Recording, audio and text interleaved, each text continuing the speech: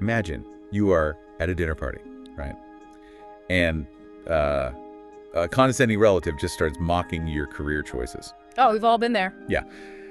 And instead of thinking of a witty comeback, 3 hours later in the shower, you simply press a button under the table. Just a little hidden button. Exactly. And instantly, a SWAT team rappels through the skylight, demanding total silence because you are secretly a top-tier intelligence operative. I mean, it is a wildly specific and honestly somewhat unhinged fantasy. Oh, it's completely unhinged. But today, we're diving into a stack of sources proving that you and I are absolutely not the only ones having it. Welcome to the deep dive. Glad to be here. So we are bypassing the usual peer-reviewed journals today. Instead, we're looking at a snapshot of a surprisingly massive, highly algorithmic corner of YouTube.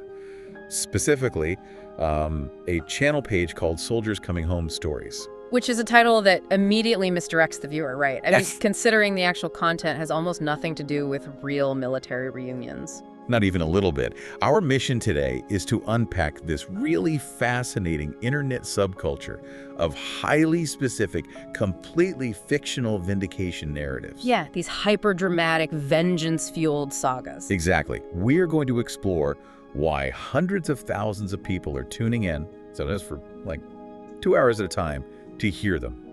And to understand the gravity of this, we're starting with the video that kicked this entire phenomenon onto our radar. Right, the one from June 1st. Yes, published June 1st, 2026. It gathered nearly 89,000 views in a single day. And the title is, get this, "My brother-in-law thought I was harmless until my sister sent our secret distress code." I mean, it creates an immediate information gap. It really does. The human brain just hates an unresolved puzzle, so you feel absolutely compelled to click just to find out what that code actually does. Okay, let's unpack this. Because the text description of the video takes that simple hook and builds an entire cinematic universe out of a petty family squabble. It escalates so fast. It does. The setup frames the protagonist as this quiet, harmless woman.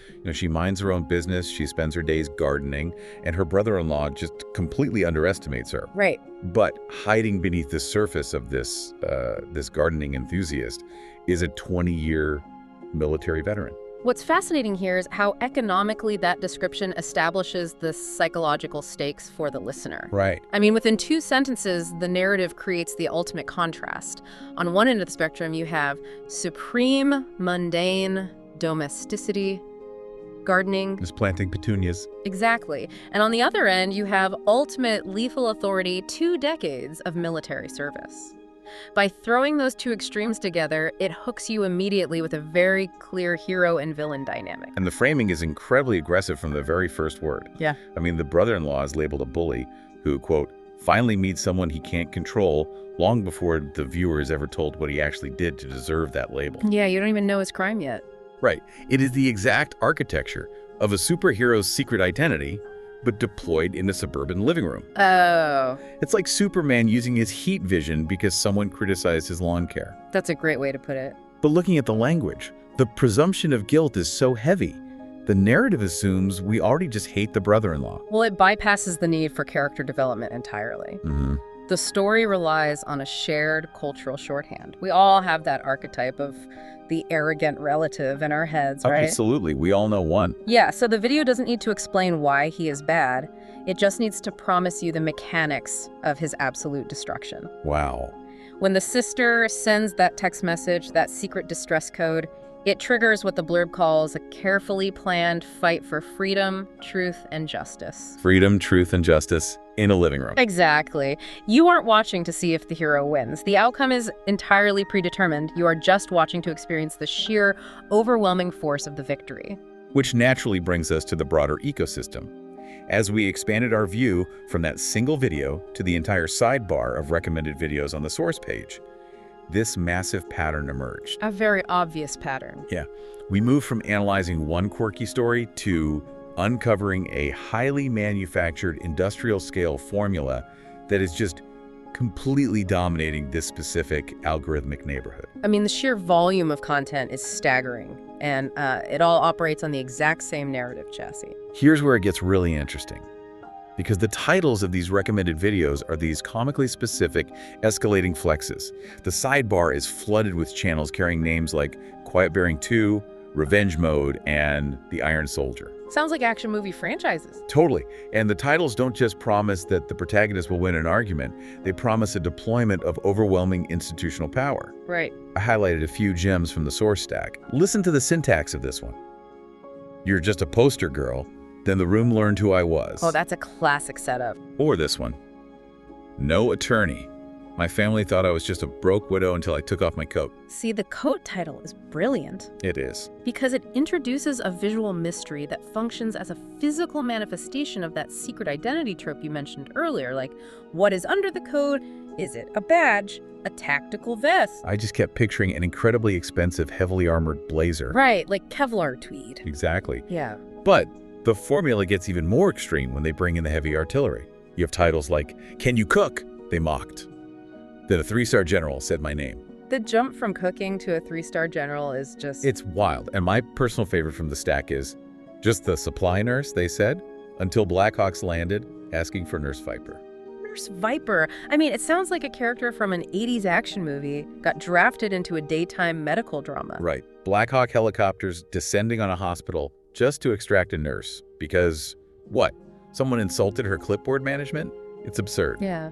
And then there's the scenario where a captain demotes a woman for insubordination, and the captain suddenly chokes when an entire SEAL Team 6 walks in and hands over their badges in protest. Yes.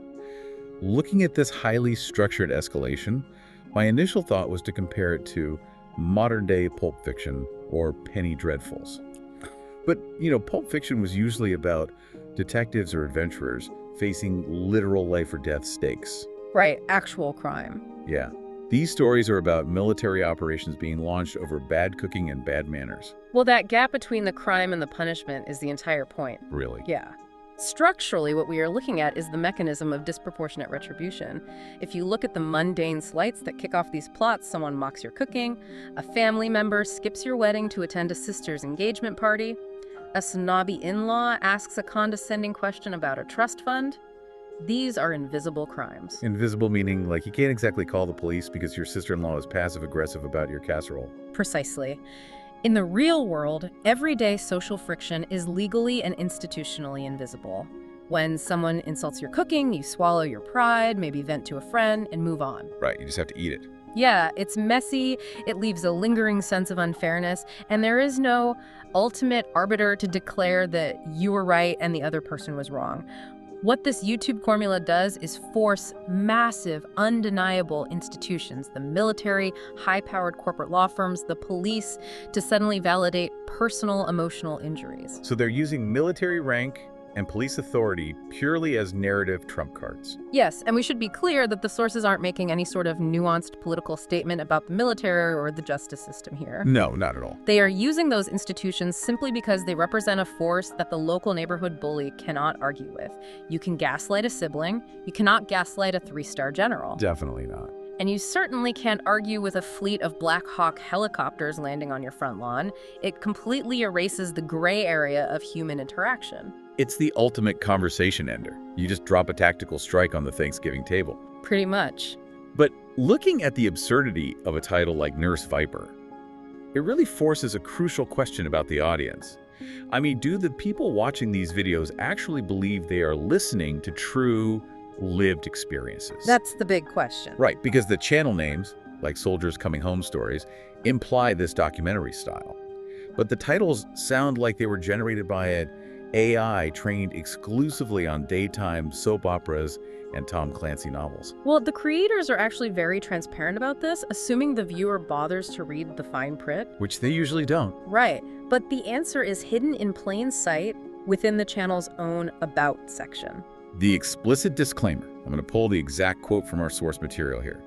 They write, "The stories featured on this channel are entirely fictional and created solely for narrative and entertainment purposes. They're not based on real people or actual events." So they just flat out admit the whole thing is a fabrication. They do. But then they tack on this fascinating justification at the end. They say, "Our aim is to offer engaging content that encourages thought and highlights positive values." Ah, yes, the promotion of positive values. I found myself immediately pushing back on that phrasing. Oh, I don't blame you. Because if you look at another recommended video title in our source stack, the idea of positive values completely falls apart. Which one was that? The title is, I was handcuffed by police while my parents smiled. Sister streamed 1M watching until Chief appeared. Wow. Let's break down the mechanics of that story. Your own parents gleefully set you up for a false arrest. Your sister monetizes your humiliation by live streaming it to 1 million people. And your only salvation is the sudden miraculous appearance of the chief of police. It's just so dark. I am struggling to understand the positive value there. That is a deeply traumatic portrait of a fundamentally broken family. If we connect this to the bigger picture, you have to look at how the algorithm and the audience define the word positive. Okay, how do they define it? They do not mean positive in the clinical sense of modeling a healthy, functioning family dynamic. Healthy communication doesn't generate clicks. That's true. These stories are modern emotional fables. When the channel claims to highlight positive values, they are almost certainly referring to the sheer, unadulterated catharsis of ultimate justice. The emotional payoff of watching the wicked get punished. Exactly. It goes deeper than just punishment, though. It's a fantasy where the seemingly powerless individual is secretly the most powerful person in the room, holding all the cards without anyone knowing. Right. In reality, bullies often win. People misunderstand you, gossip spreads, and the truth gets buried under social maneuvering. These fictional worlds offer a guarantee.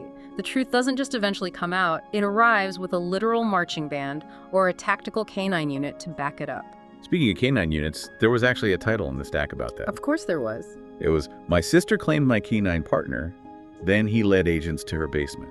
It's incredible. The dog doesn't just bite the sister. It leads federal agents to uncover whatever sinister plot she's hiding in her basement. It's the weaponization of the truth. It doesn't matter how absurd the mechanism is, as long as the delivery of justice is absolute. Which brings us to the most startling part of this entire deep dive.